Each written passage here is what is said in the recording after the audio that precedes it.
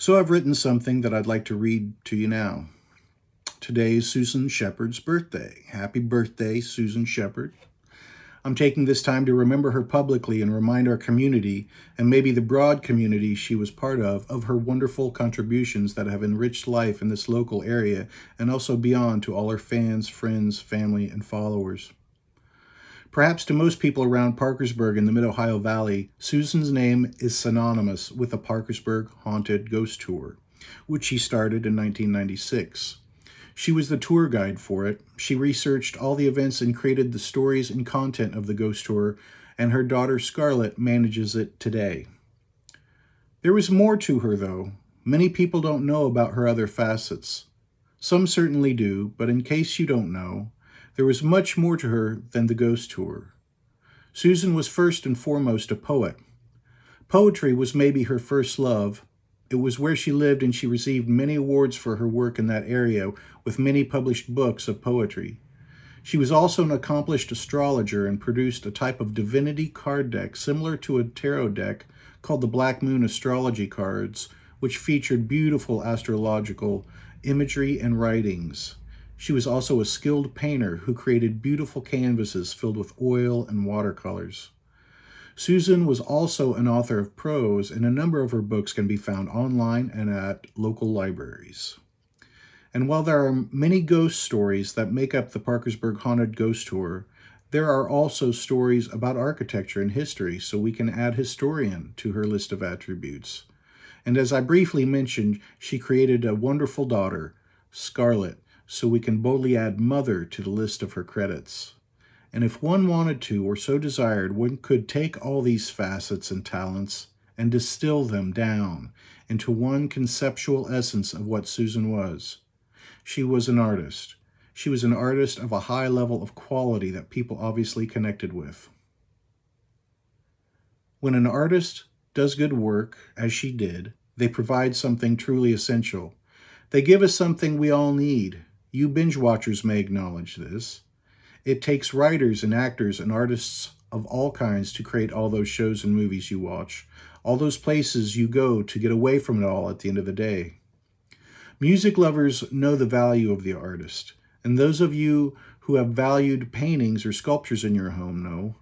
What people with creative imaginations provide is something often taken for granted and even scoffed at with terms like artsy-fartsy. They are looked at sometimes as people that are trying to escape a real job and are often accused of being folks that aren't living in the real world.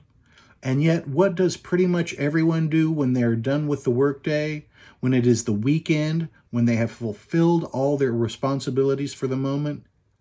People go to the movies, or they go hear music, or they go to a nice, unique restaurant for culinary art, or they go to a play or a museum, or they go to multimedia experiences, or they find creators online expressing things of interest.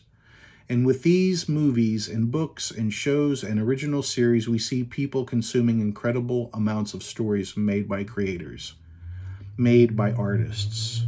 Water, food, shelter, medicine, these are certainly essential to sustain life. But poetry, beauty, romance, love, these are the things we stay alive for.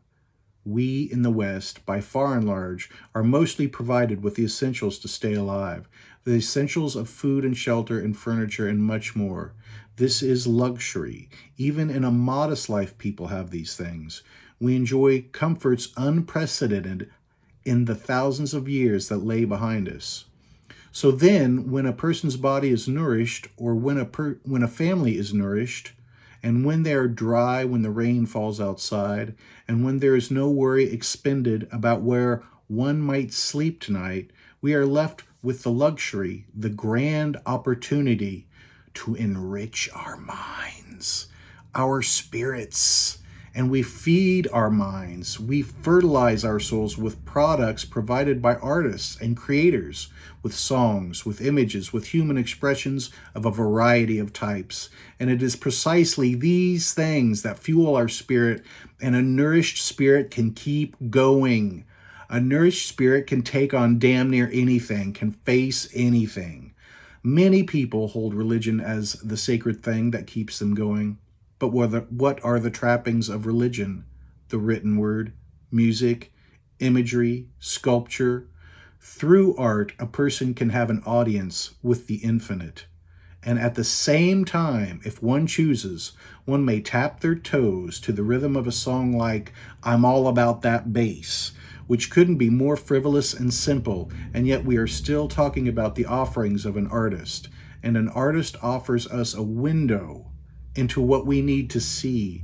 We need evidence that there's something more to life. We have strong feelings inside all of us that there is something more to life than that which meets the eye. We have a longing to connect with meaningful things from the unknown, to connect with the invisible world. And an artist provides the window through which we may see into these mysteries, to see into the world that lies behind things.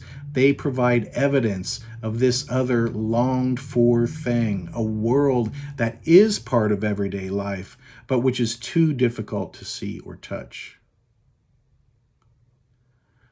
Some of Susan's art and expression was light and beautiful, lovely portraits and paintings, the astral imagery of the astrological cards, the elegant words of her prose and poetry, and some of her work was dark and scary and tragic.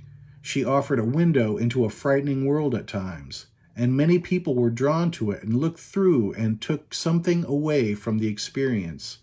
And I will say that I think her gift was an ability to look through that window boldly, with courage, and face those ghastly horrors. Her paradox was a shyness, a withdrawing from people, and at the same time she was glad to hunt for ghosts and taunt phantoms. She was willing to deal with the darkness, and in so doing, perhaps the threat is mitigated.